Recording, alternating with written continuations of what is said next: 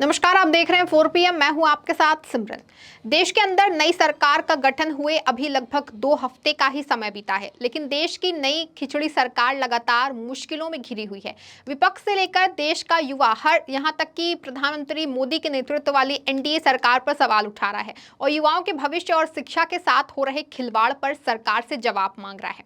लेकिन अक्सर देश के मुद्दों पर चुप्पी साध लेने वाले और जनता के सवालों से बचकर भागने वाले हमारे देश के नॉन बायोलॉजिकल प्रधानमंत्री देश में लगातार हो रहे पेपर लीक और युवाओं के भविष्य से खिलवाड़ के मुद्दे पर भी मौन साधे हुए हैं। सरकार बनते ही बच्चों के पापा अपने एकमात्र काम विदेश घूमने में लग गए हैं। उनके लिए पेपर लीक और युवाओं का भविष्य कोई मायने नहीं रखता, लेकिन इतना तो तय है कि सरकार बनते ही मुश्किलों में है।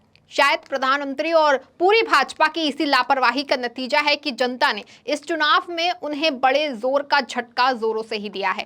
इतना ही नहीं, पार्टी के अंदर भी और बीजेपी की मात्र शक्ति कहे जाने वाले संघ ने भी गुजरात लॉबी व नॉन बायोलॉजिकल अहंकारी तानाशाह को जमकर लताड़ लगाई है, या यूं कहें कि रोज ही लगाई जा रही है। बेशक 400 पार का ख्वाब देखकर संविधान बदलने की हसरत पालने वाली बीजेपी 240 सीटों पर ही सिमट गई और बैसाखियों के सहारे उसने एनडीए की खिचड़ी सरकार भी बना ली और मोदी का अहंकार करने वाले नरेंद्र मोदी एनडीए के प्रधानमंत्री भी बन गए। दूसरी ओर इंडिया गठबंधन काफी मशक्कत के बाद भी सरकार बनाने से दूर रह गया है। बेशक कांग्रेस की सीटें दोगुनी हो गई और बीजेपी को 400 तो दूर पूर्ण बहुमत तक से दूरी मिल गई। यही कारण है कि लोकसभा चुनाव के परिणामों में बीजेपी जहां जीत कर भी हार गई, वहीं दूसरी ओर कांग्रेस व इंडिया गठबंधन हार कर भी जीत गया और अपने लक्ष्य को काफी हद तक पा भी लिया। इसलिए चुनाव परिणाम के बाद जहां साहेब और छोटे साहेब मुंह लटकाए हुए थे, वहीं दूसरी ओर राहुल गांधी और इंडिया गठबंधन के नेताओं के चेहरों पर खुशी की झलक देखने को मिली और जश्न का माहौल भी रहा। दरअसल ये चुनाव नतीजे जो थे वो इंडिया गठबंधन और कांग्रेस की जीत इसलिए भी है क्योंकि चुनाव में बीजेपी जहां 400 सीटें जीतने का दंभ भर रही थी और उसके कुछ नेता 400 सीटें जीतकर संविधान बदलने की बात कर रहे थे, वहीं दूसरी ओर राहुल गांधी व इंडिया गठबंधन पूरा चुनाव संविधान को बचाने के लिए ही लड़ रहे थे। बाद में जब नतीजे आए और पीएम मोदी ने संविधान को अपने माथे से लगाया, उसकी वंदना की, तो इस एक दृश्य से ने लोकतंत्र की ताकत और नतीजों का पूरा सार समझकर रख दिया। इन लोकसभा चुनाव के नतीजों में अगर सबसे बड़ी जीत किसी की हुई है या सबसे मुखर तरीके से कोई उभर कर आया है तो वो है कांग्रेस के पूर्व अध्यक्ष राहुल गांधी। इन नतीजों में एक और नरेंद्र मोदी जहां जीत कर भी हार गए, तो वहीं दूसरी ओर राहुल गांधी हार कर भी जीत के नजर आए। 2024 के चुनाव में अगर सबसे बड़ा राजनीतिक व्यक्तित्व किसी का निर्मित हुआ है तो वे राहुल गांधी का है। राहुल गांधी ने खुद को साधारण जनता का नेता और मोदी को कॉरपोरेट शक्तियों का नेता साबित कर दिया। कि इसलिए भी मोदी व बीजेपी की हार है क्योंकि 2014 में जैसे ही बीजेपी सत्ता में आई और नरेंद्र मोदी प्रधानमंत्री बने, वैसे ही लोकतंत्र, सामाजिक न्याय, धर्मनिरपेक्षता और संघीय ढांचे पर व्यवस्थित हमले शुरू कर दिए गए। जनपक्षीय आर्थिक नीतियों को तिलांजलि दे दी गई, धर्म को राजनीति का आधार बनाया गया, जनता में धर्मधता पैदा की गई, संवैधानिक संस्थानों के भीतर से खोखला किया और महंगाई और बेरोजगारी फैल गई। हताश और निराश जनता को धर्म की घुट्टी पिलाकर सत्ता में बने रहने की योजना पर काम शुरू हुआ। 2019 के बाद से तो मानो दुनिया के सबसे बड़े लोकतांत्रिक देश में लोकतंत्र ही खतरे में पड़ता दिखाई देने लगा।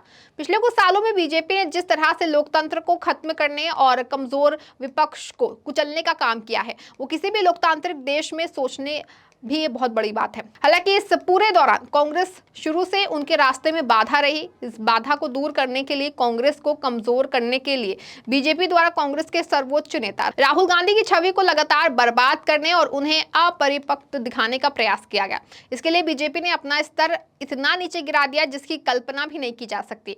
वैसे तो अपनी स्थानीय शैली के अनुरूप चरित्र हनन के हथियार को तब से ही भाजपा इस्तेमाल कर रही है जब से राहुल जी राजनीति में आए हैं, लेकिन 2011 में यमुना एक्सप्रेसवे के लिए भूमि अधिग्रहण नीति के खिलाफ भट्टा परसौल से अलीगढ़ तक पदयात्रा और किसान हितैषी भूमि अधिग्रहण कानून बनाने के बाद उसे कॉरपोरेट का भी पूर्ण समर्थन मिल गया। 2014 के बाद से तो झूठ, फरेब, घृणा, प्रचार सामग्री का निर्माण करने वाली फैक्ट्री ही खड़ी कर दी गई। मीडिया और भाजपा के साइबर क्रिमिनल आईटी सेल के बीच अंतर खत्म हो गया।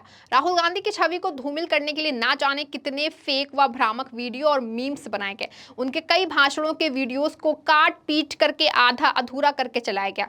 बीजेपी ने हर तरह से राहुल गांधी को पप्पू की छवि बनाने का प्रयास किया, जिससे उसे मीडिया का पूरा साथ भी मिला। उनके व्यक्तित्व को खराब करने के लिए अरबों रुपए भी खर्च किए गए। उनकी संसद सदस्यता को गलत तरीके से रद्द किया गया, सरकारी आवास खाली करवाया गया, उनकी सुरक्षा व्यवस्था को कमतर किया गया। राहुल को भयभीत करना और उनके आत्मबल को तोड़ना, इन सब कोशिशों का लक्ष्य था। राहुल के टूटने का अर्थ था कांग्रेस का कमजोर होना और कांग्रेस की निर्बलता का अर्थ था भाजपा का विपक्ष और विकल्प विहीन एक छत्र राज्य स्थापित होना। लेकिन अफसोस, भाजपा को इन सब कुकृत्यों और षड्यंत्रों के बावजूद सफलता नहीं मिल सकी और इसका नतीजा 2024 के लोकसभा चुनावों में देखने को मिला गया, जहां 400 पार का सपना पाले बीजेपी को राहुल गांधी ने 272 तक से नीचे रोक दिया। बीजेपी के इन प्रयासों से राहुल गांधी बिल्कुल नहीं टूटे। मुख्यधारा के मीडिया के कैमरे और कमल से के विपरीत वे आम हिंदुस्तानी की नजरों में सच्चे नेता के रूप में चढ़ते गए। 2024 के लोकसभा चुनाव के दौरान भाजपा की गरीब जनता ने जो समर्थन राहुल गांधी को दिया है, उसने राहुल गांधी को आज देश का एक मजबूत नेता व शख्सियत बनाकर खड़ा कर दिया है। चुनावों में स्थिति ये थी कि एक और हर तरह की ताकत से लैस नरेंद्र मोदी और भाजपा थी, तो दूसरी तरफ हर तरह की मुसीबतों, अभावों और कठिनाइयों से घिरे राहुल गांधी और कांग्रेस पार्टी। सरकार ने कांग्रेस को नष्ट करने में पूरी ताकत लगा दी। सरकारी एजेंसियों के सहारे कांग्रेस की जड़ें खोदी गई, यहां तक कि कांग्रेस पार्टी के बैंक खातों को सीज कर दिया गया। या यूं कहें कि लोकतंत्र का लोक तो राहुल गांधी के साथ था, पर पूरा तंत्र नरेंद्र मोदी के साथ था। राहुल गांधी ने लोक शक्ति को जगाया और वंचितों की वो सेना खड़ी की जिसने तंत्र को हिला दिया और अपनी शक्ति या फिर से आभास करा दिया। राहुल गांधी को भारत की दलित, पिछड़ी, आदिवासी, गरीब जनता, बेरोजगार युवाओं और छोटे कारोबारियों का पूरा साथ मिला। संविधान बचाने के लिए राहुल ने देश की साधारण जनता को आवाज दी। महात्मा गांधी की तरह भारत को पहचानने के लिए राहुल गांधी ने भारत जोड़ो यात्रा की। इस यात्रा ने पूरी दुनिया के लोकतंत्र समर्थकों को प्रेरित किया। साथ ही राहुल भी आम जन के बीच पहुंचे, उनसे मिले, जिससे राहुल की सोच और उनकी छवि को काफी हद तक बदल कर रख दिया।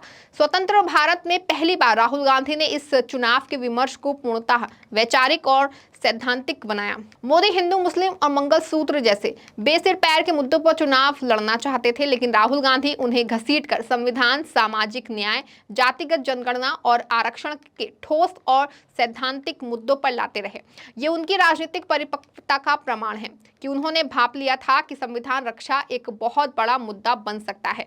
सामाजिक न्याय को लेकर विधानसभा के चुनाव भले ही हुए हों, मगर लोकसभा चुनावों में ये पहला मौका है जब ये मुद्दा प्रमुखता से उठा।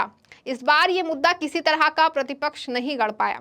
राहुल गांधी ने इस बार सामाजिक न्याय में ही सरकारी नौकरियों को सृजन करने और बचाने की मुहिम भी जोड़ी। संदेश ये भी गया, जब सरकारी नौकरी होंगी ही नहीं तो किसी भी तरह के आरक्षण का कोई मतलब नहीं रह जाएगा। राहुल गांधी ने सामाजिक न्याय को विस्तार देते हुए 5 तरह के न्यायों को जोड़ा। उन्होंने 5 न्याय की बात की जिसका स्वरूप दूरगामी था। उनका सर्वाधिक जोर संविधान को बचाने पर था। संविधान की एक प्रति लेकर वे हर जगह गए। अपने प्रत्येक भाषण में उन्होंने संविधान को दिखाया और अपील की कि इसे बचाना है। चुनाव परिणाम भले सरकार बनाने लायक नहीं आए, मगर जिन परिस्थितियों में आरएसएस, बीजेपी और मोदी शाह के रथ की रफ्तार को धीमा कर दिया, वो कोई मामूली बात तो नहीं। राहुल गांधी ने एक सधे हुए सिद्धांतकार, विचारक और रणनीतिकार होने का परिचय दिया है। यही वजह है कि मोदी शाह द्वारा बनाई गई भीषण परिस्थितियों में राहुल की मौजूदा सफलता का अर्थ बहुत बड़ा है। राहुल के नेतृत्व में कांग्रेस पार्टी ने भारतीय लोकतंत्र पर आए आसन्न खतरे को भी कम कर दिया। इसीलिए मोदी यहां जीत कर भी हार गए, तो वहीं राहुल गांधी हार कर भी जीत गए। अब बेशक वो राष्ट्रीय नहीं बल्कि अंतर्राष्ट्रीय स्तर पर एक मजबूत साख व छवि के नेता बन गए हैं। इस खबर में फिलहाल बस इतना ही। ऐसी तमाम राजनीतिक खबरों के लिए बने रहें और देखते रहें 4PM। धन्यवाद।